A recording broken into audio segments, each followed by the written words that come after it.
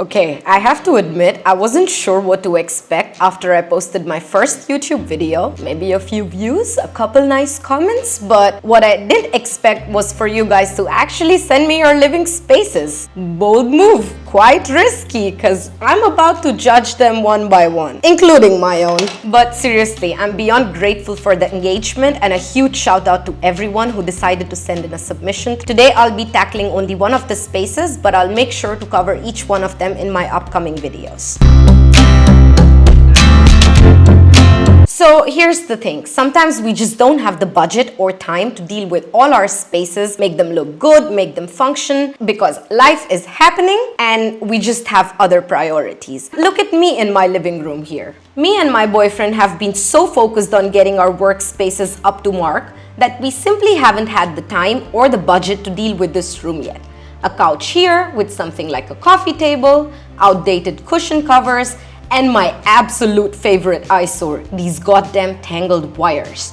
Oh, don't forget these gray curtains here, because on Reddit, I debate over how gray curtains should definitely be cancelled, but here I am, living with them. My point is, it's okay. We are all a work in progress. And my second point is that even if you don't have the time to make your spaces look good, at least put all your furnishings in a way that it functions well. It will save you a lot of headache. And now that I've exposed myself in my living room, let's go back to your spaces.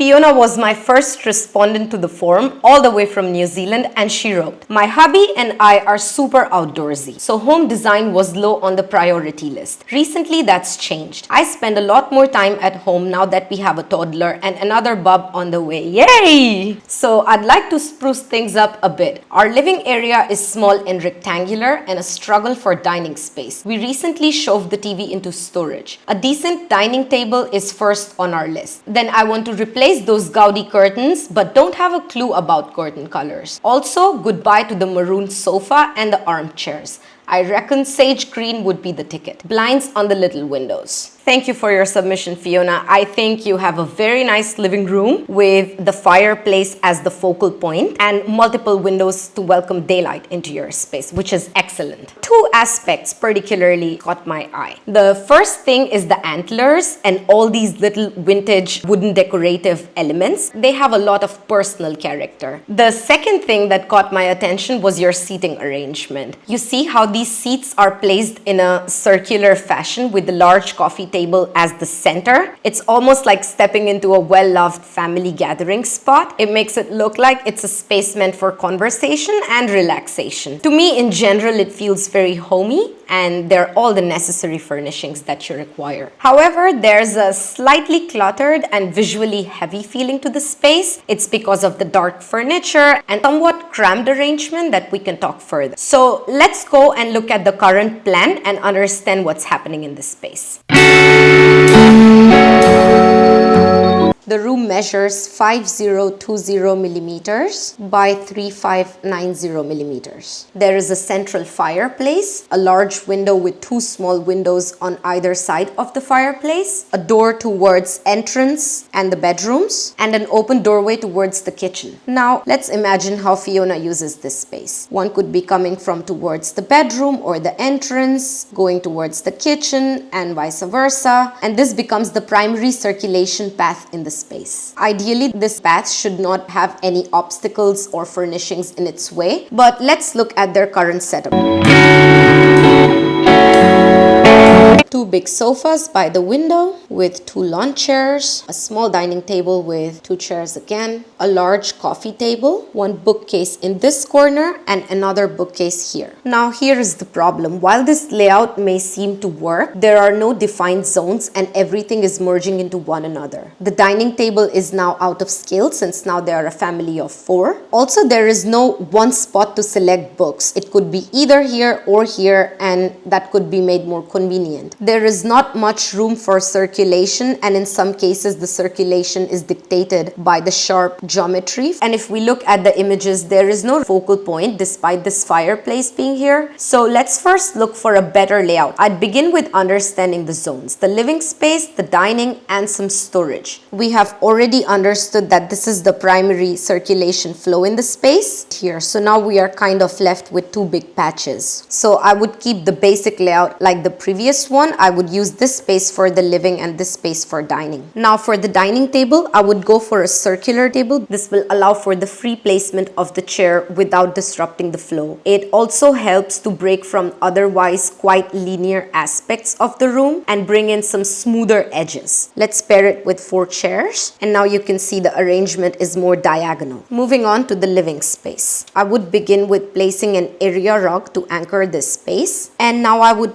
place a 3-seater couch like the previous one, but in sage green color under the window. Now you must be thinking, why not a chaise sofa or a smaller love seat? In this case, we are wasting the potential of this entire wall. There's too much unused space, and that's why this would definitely be a better option. And with the chaise being here, it's not very pleasant to walk in from this door and look at this chaise every single time. I would rather place a 3-seater couch placed with a lawn chair. So the number of the seats are the same, but they are 2 separate furnishing elements. And on the other side, previously she had a lawn chair, and now I would place an ottoman instead, because that allows a safe distance from the fireplace while leaving some breathing room around it, and it doesn't look too stuffed. For the coffee table, I would go for something that's smaller and more circular. Of course, we have less room in this case because this table has a lot more surface area, but we can compensate for the lost room with these 2 side tables on either side of the couch, and that gives you more options on where to leave your drinks, where you can leave your books, etc. We will see this in the visuals later, but I would add some decorations like plants and lamp in the other corner. And last but not the least, she has right now the storage in 2 different corners. I would use this wall, which is out of the primary path and is quite enough for placing all the storage in one place. This way the cabinets are useful while still not being in the way and leaving plenty room for circulation around the space. It's not only about the way the furniture is organized, but also the choice of furnishings. Sometimes a rectangular table might work better, but in this case particularly, a circular table makes more sense. And now that we have understood the technicality of the floor plan, let's check how this transformation would visually elevate the space.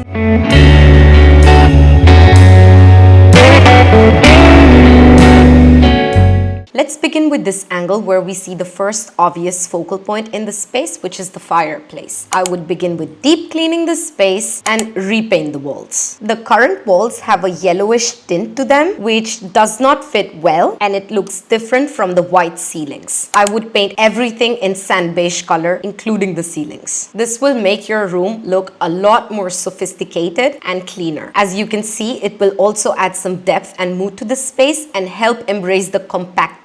Also, this large window will help brighten up the space, so the color will not look too dark throughout the day, and in the evenings it will be lit up with the warm lights. You notice how this beige is still warm, but it's not as saturated as the yellow walls before. So my idea as a designer is to never force my ideas on the clients, and I think Fiona has some great instincts with the space. She suggested that she would like to go for a sage green couch, which I think is a very good option because looking at the color of the fireplace, and in this view you can also see her kitchen. The doors are currently in a sage green color, so I think a sofa in a sage green color would really help her keep the memory of the colors that she likes and enjoy in her space. So I am placing a 3-seater sage green sofa under the window as we discussed before. I recommend selecting a fabric that has a little bit of a glow under the lighting. If you go for a fabric like cotton, they can absorb light and look very dull in the space. We can also see that in your current space with the gray couch. In this image, we can clearly see that the velvet seats have a lot more character than the cotton sofa. Next to the sofa, I'd place a lawn chair on this side. Why not the other side, you must be thinking? Because as you can see, the fireplace is the focal point of the room. I prefer that the chair is facing the fireplace rather than sitting besides it. This way the seating looks also more built around the fireplace instead against it. For this chair, I'd go for something that has a dark wood skeleton skeleton like the flooring with dark upholstery. As you can see in this view now, the dark upholstery allows for the couch to be the star of the show. Next, for the ottoman, I would select a leather seat. It's toned down from the dark fabric of the lawn chair, you can see, but it keeps the visual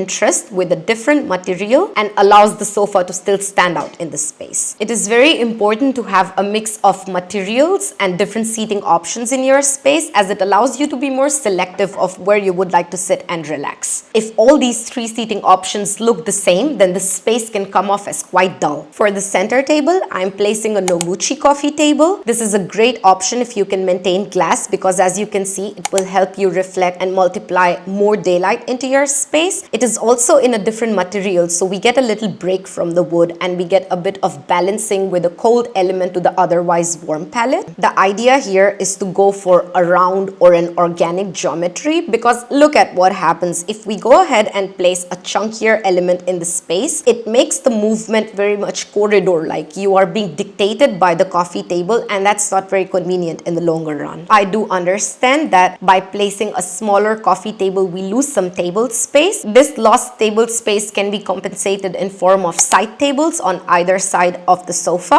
One of the side tables I opted for is in ornamented wood. You could find one of these at a vintage thrift store. The other side table I picked is in brushed metal to add some more material variety. Right now the upholstery and all the wood is making the space look very warm, so once we introduce elements like stone or glass and metal, we are finding that cold balance with the warm space. Now before we add a decorative layer to the side, let's check what's up with the dining setup. As I said before, I would go for a round wooden dining table, something that's very similar to the floor color, and I would choose a table that has more of a central leg instead of four legs, because once you select a table with four legs, you're restricting to placing only 4 chairs. But when there's a central leg, you can also plug in more chairs if needed. For example, in Fiona's case, there's a little toddler's chair, and it would be very nice if she could plug that in along at the dinner table. Also for the seating chairs, I would go for something that has a wooden skeleton, again in the dark wood, with some light beige upholstery, and this beige color easily blends into the wall, so it does not attract too much attention. Also, let's not forget to add her toddler's chair, because come on, the kiddo deserves his own little throne. Look at that. Now he has so much more space to run around and play with the toys. Now from the entrance and bedroom hallway, we can see the layering of each zone. Even though the dining table comes first, the attention goes straight to the focal point, which is the seating area. Let's also define our third zone, which is the bookshelves and the storage. I would use this entire wall opposite the dining area for some floor to ceiling shelves. This does 2 things. One, it brings all the storage in one location, and the room will look a lot less cluttered. You can have all your books in one spot. What I also advise is to have the bottom part of these shelves covered with doors. This way you can hide the not so pretty storage items that we use in our everyday life. And as you can see, this results in much more visually clean space than having shelves that fully reveal. They also collect dust over time, so it's not very clean. And if this built-in cabinet is not a possibility, I would opt for some Billy shelves from IKEA in a dark wood color, somehow to fill the entire length of the wall. As you can see in the image, and I'll also link some products here, you can buy some doors for these Billy bookcases. You can buy the full-length doors or the half-length doors, and that would just do great in the space. Alright, now that we have all our main furniture placed down, let's separate both the eating and the chilling zone with the rug. I would go for a neutral rug under the sofa that has some similar tones to the wall and the dining chairs. Now, you must be thinking, why not make something more dramatic and add in some more color? Why keep repeating all these neutral tones? And I will show you. Let's check this other terracotta rug, for example. It does complement the green color. Palette-wise, it looks correct. But do you see now how both the colors are fighting for attention? It could look cool for a day or two, but living in this space over time can make it feel very overwhelming. So let's check some other neutral options instead. This one or even this with brown hints from the wood flooring have a much better potential essential for the space, I would say. And you can see now the distinction between the dining and the chilling space is a lot more defined. I think we need some curtains. I'd go for some blackout curtains in the same color as the walls. If you really need a break from this color, then you could opt for some neutral curtains with a bit of a pattern on it, but I will demonstrate it once again. If we go for another color like a terracotta color, it tries to catch too much attention, and that is attention taken away from the couch. And for the curtain rod, I would pick a similar metal like the small coffee table, something in brushed metal, and it will help tie the space together. And on the smaller windows also, I would opt for some textile blinds with a little bit of a pattern in the similar colors, and not opt for those traditional blinds because they will look really generic in this space, and once you add a nice linen texture with the pattern, it looks more personalized. Now the next thing I would like to talk about in this space is the lighting. I'd go for a table lamp, a floor lamp on either side for a cozy lighting atmosphere, and for the lampshades I opted for a bright beige exactly like the dining chairs to keep the similar language going in this space and keep it simple. Now Fiona has this small central lamp that she would like to change as well, but here's the thing, the area under this lamp is not really focusing on anything right now, so we have to play around with the situation a little bit and offset the lamp and anchor a hook center to the dining table, and now you can hang a pendant over the dining area with a longer cord. To some, this decision might look a little bit awkward, but honestly I would not judge this decision based off the appearance, instead what function it is doing. For the materiality of this lampshade, I will pick glass as it complements the material palette. Once again, we have to make sure that everything in the space is tied together at the end. Also, I personally believe that when you add small details in glass and metal, it really makes the space look a lot more luxurious. Now we will finish the space with some plants. I will place one tall vertical one next to the sofa, something on the dining table, and maybe a few plants on the fireplace. For the fireplace, I would go for a little bit more dramatic plant that looks a lot more ornamental. Now we're moving towards the final touches in the space. I would like to begin with the cushions and the throw blanket. For the cushions, we can go for some accent color because these cushions will bring the attention back to the sofa. They're a part of the sofa and you can go as crazy as you would like with your cushion choices. I would try to go for some solid colors and not graphic pillows as they tend to look a little bit faded. Instead, invest in some nice assorted fabrics in solid colors with some textures and try to play with the gradients of the chosen accent color. If all the cushions were in the same terracotta color, the space would look a little more flat, but once we introduce gradients and different textures and patterns, it becomes more layered. And apart from the cushions, I would also opt for a nice neutral throw blanket, or you could go for a terracotta again, something that you can pick from the current palette. I think everything is coming together quite well, but we're currently missing interest over the fireplace and the walls look a little bit bare. So let's talk about some artwork. For this dining wall, I would add a large tapestry of the outdoors and something maybe inspired from the beautiful scenery of New Zealand. Since your family loves being outdoors, I think this would make you feel really good being indoors as well. Also, do you notice how these green tones talk directly with the green sofa sitting right opposite to it? You might think that this wall could be used for a gallery wall, but I would instead opt for a larger piece as it gives you more of a backdrop and that wallpaper feeling. Now let's look at the wall in the seating area. For this, the same thing, you could go for one single large art piece, or this wall you could even use for a gallery wall as it is not a backdrop but is more part of the seating area. Now finally coming down to the fireplace, I am definitely keeping these gorgeous antlers, but I would position it a little bit lower over the fireplace than before, and I'd refrain from hanging too much stuff on this wall. Instead, I would ground everything onto the surface of the mantle and maybe hang these previous picture or two from the wall. Adding too much on the wall can make the wall look really busy, but once you hang only one or two picture frames or one small artwork, it subtly breaks the symmetry while keeping it playful. And there we go, looks more organized and defined from all different angles. Let's check them out one by one.